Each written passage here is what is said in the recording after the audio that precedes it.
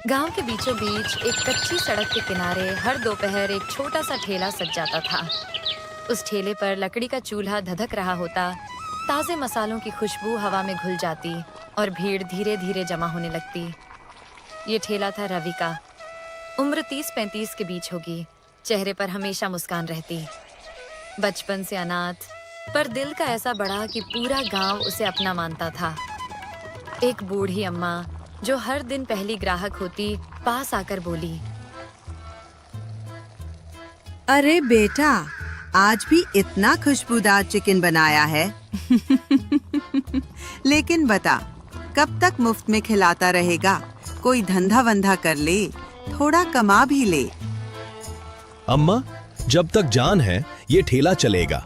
आप बस आशीर्वाद देती रहना। भीड़ बढ़ती जाती। अमीर गरीब, छोटे बड़े, आसपास के गांवों से लोग रवि के चिकन का स्वाद लेने आते। सबकी जुबान पर एक ही सवाल रहता, मुफ्त क्यों? उस दिन एक जवान लड़का जिसका नाम था गोपाल थाली लेते हुए बोला, अरे भाई, ये राज बता दो ना। रोज इतनी भीड़, इतना खर्चा, जेब से जाता है ना। रवि मुस्कुराकर बोला, भाई सवाल जवाब छोड़, गरम गरम चिकन खा। राज जान के क्या करेगा? फिलहाल तो दाल रोटी खाने से अच्छा है चिकन का मजा ले। भीड़ हंसने लगी। रवि का अंदाज ही ऐसा था कि सवाल पूछने वाला भी मुस्कुरा देता। लेकिन गोपाल की जिज्ञासा बढ़ गई। उसने ठान लिया कि आज रवि का पीछा करेगा। शाम को ठेला खाली हो चुका था। रवि ने बर्तन समेटे, ठेला खींचा और घर की ओर चल पड़ा। गोपाल कुछ दूरी बनाकर उसका पीछा करने लगा। रवि को लगा ही नहीं कि कोई पीछे है। वह गांव की गली से होते हुए अपने छोटे से मिट्टी के घर पहुंचा। घर में साधारण चूल्हा, कुछ मसाले और मुट्ठी भर बर्तन। गोपाल झोपड़ी के कोने से सब देख रहा था। रवि बस रोज का काम कर रहा था, बर्तन धोना, मसाले सुखाना और अगले दिन का चिकन तैयार करने के लिए पास की दुकान से ताजा चिकन लाना। गोपाल को लगा शायद कोई गुप्त मसाला होगा या कोई छिपा खजाना, पर सब कुछ साधारण था। वह चुपचाप वापस लौट गया।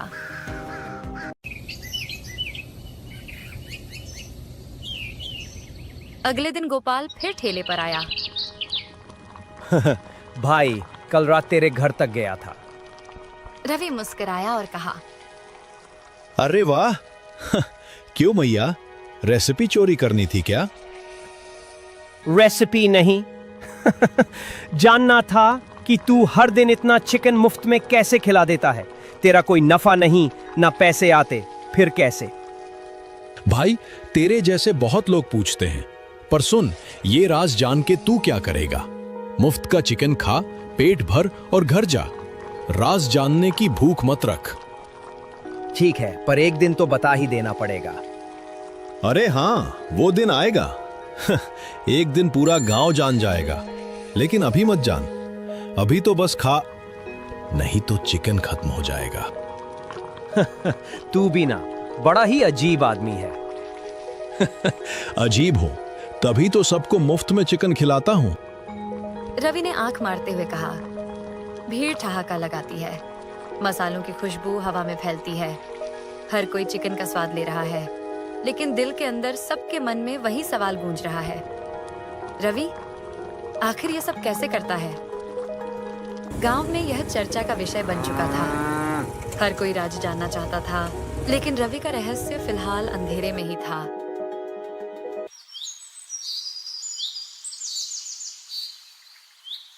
अगले दिन सूरज की पहली किरण गांव की गलियों में फैल गई। हल्की ठंडी हवा चल रही थी और गांव के चबूतरे पर लोग रोज की तरह बैठकर बातें कर रहे थे। वहीं से होकर रवि अपना ठेला खींचते हुए उस जगह पहुंचा जहां वह हर दिन ठेला लगाता था। रवि ने रोज की तरह ठेला सजाया, चूल्हा जलाया और चिकन की खुशबू हवा में फैलने लगी। कुछ पुराने ग्राहक पास आकर खड़े हुए। तभी दूर से एक अनजान आदमी गांव की गली से आता दिखा। उसके चेहरे पर तिरछी मुस्कान थी। वह पास आते ही जोर से बोला, अरे भाई, कहाँ है वो रवि? सुना है गांव में कोई ठेला है जो मुफ्त में चिकन और रोटी खिलाता है। रवि हंसते हुए बोला, भाई सामने खड़ा हूं। यही ठेला है। पास खड़ा एक ग्राहक भी मुस्कुराकर बोला, अरे साहब, यही है हमारे रवि भाई और यही है वो मशहूर ठेला। एक बार खाओगे तो उंगलियां चाटते रह जाओगे। वह आदमी ठेले को घूरता हुआ बोला, अच्छा, मतलब तुम ही हो वो रवि। बड़ा नाम सुना है तुम्हारा। चलो देखने आया हूं कि ऐसा क्या कमाल कर देते हो। रवि हल्की मुस्कान के साथ बोला, भाई बोलो क्या काम था? खाना खाना है तो प्लेट लगाओ। वह आदमी थोड़ा ताना मारते हुए बोला, काम तो कुछ नहीं, बस ये देखने आया हूं कि तुम सबको मुफ्त में खिलाते कैसे हो। ये भी कोई धंधा हुआ भला। जरूर कोई चाल है इसमें। रवि ने शांति से कहा, जैसे बाकी लोग पैसे लेकर खिलाते हैं वैसे मैं मुफ्त में खिला देता हूं। इसमें चाल क्या होगी? वह आदमी अचानक आवाज ऊंची कर बोला, मुफ्त का खाना ये सबको बेवकूफ बनाने का तरीका है। जरूर ये सड़ा गला सस्ता चिकन लाता होगा। लोग खाकर बीमार पड़ेंगे। कोई इतना नेक दिल नहीं होता कि रोज मुफ्त में सबको खिलाए। ठेले पर खड़े ग्राहकों में हलचल मच गई। कुछ लोग एक दूसरे की ओर देखने लगे। रवि शांत था। भाई तुम्हारे कहने से कुछ नहीं होता। मेरे ग्राहक जानते हैं कि मैं कैसे बनाता हूं। आज तक किसी को एक खरोंच तक नहीं आई। वह आदमी हंसकर बोला, आज तक नहीं पड़ी पर कल पड़ सकती है। देख लेना, गांव वाले समझदार हो जाएंगे। मुफ्त का लालच छोड़ देंगे। यह कहकर वह आदमी तिरछी नजर डालता हुआ चला गया। ठेले पर सन्नाटा छा गया। शाम तक यह खबर पूरे गांव में फैल गई। रवि का चिकन मत खाना, उसमें कुछ गड़बड़ है। मुफ्त का है, कोई भरोसा नहीं। कहीं बीमार पड़ गए तो। लोगों में डर बैठ गया। रात को रवि अपने घर लौटा। ठेले को कोने में रखकर बिस्तर पर बैठ गया। उसका चेहरा उतरा हुआ था। तभी उसका एक ग्राहक रामू उसके घर आया। रवि भाई, गांव में चर्चा चल रही है कि अब कोई भी तुम्हारा चिकन नहीं खाएगा। सबको डर है कि तेरे खाने से लोग बीमार पड़ सकते हैं। रवि ने गहरी सांस ली और कहा, देख भाई, जब चीज मुफ्त मिलती है लोग उसकी कदर नहीं करते। ये दुनिया का दस्तूर है। कोई बात नहीं, कल देखेंगे कितने लोग आते हैं। अगर कोई नहीं आया तो मैं अपना ठेला किसी और गांव में लगा दूंगा। रामू उदास होकर चला गया। शाम को गांव के चबूतरे पर लोग फिर इकट्ठा थे। बातचीत का विषय वहीं रवि का ठेला था। कल अगर कोई नहीं गया तो अच्छा है। हाँ, जाने दो, कहीं सच में कुछ गड़बड़ हो।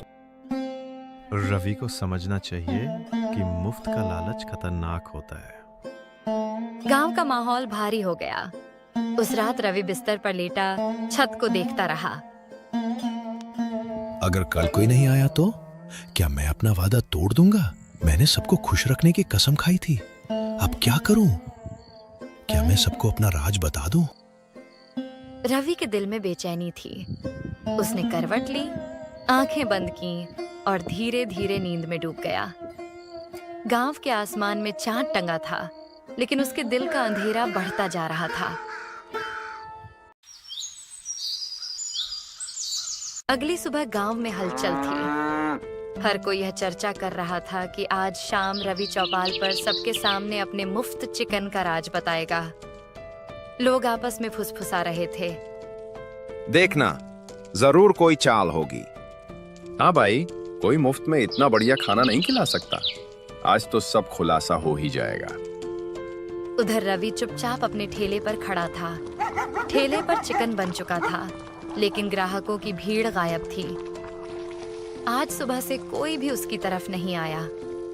वह मन ही मन बोला, ठीक है, अब वक्त आ गया है कि सच सबके सामने रख दो, चाहे लोग क्या सोचे। शाम को गांव का चौपाल खचाखच भरा हुआ था।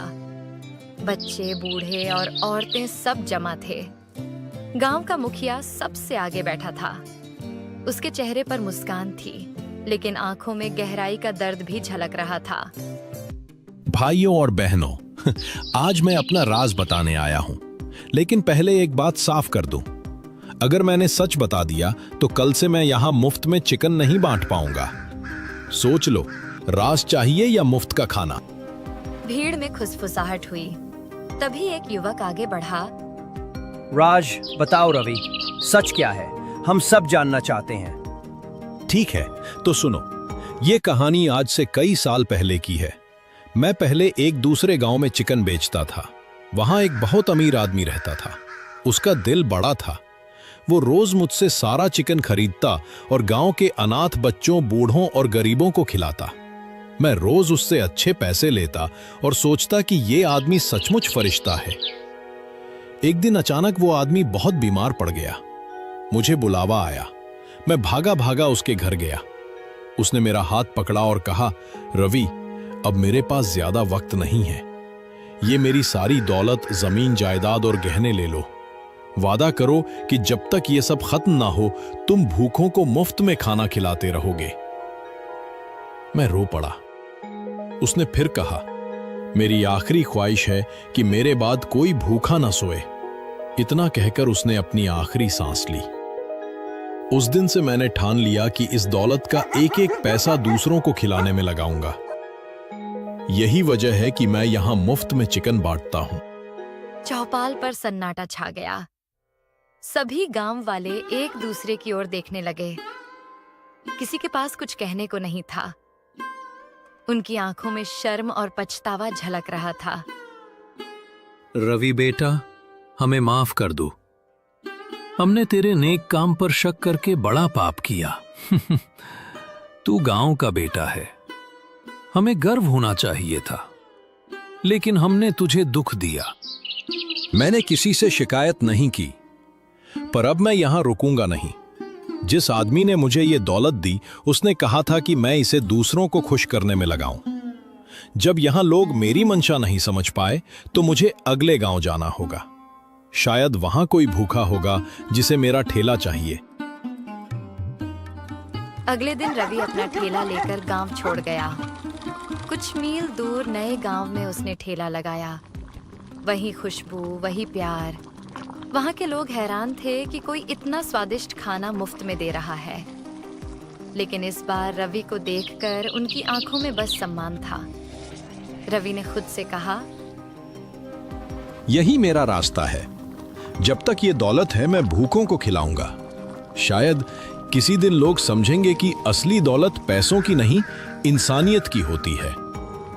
और उस दिन से रवि की कहानी गांव-गांव गूंजने लगी।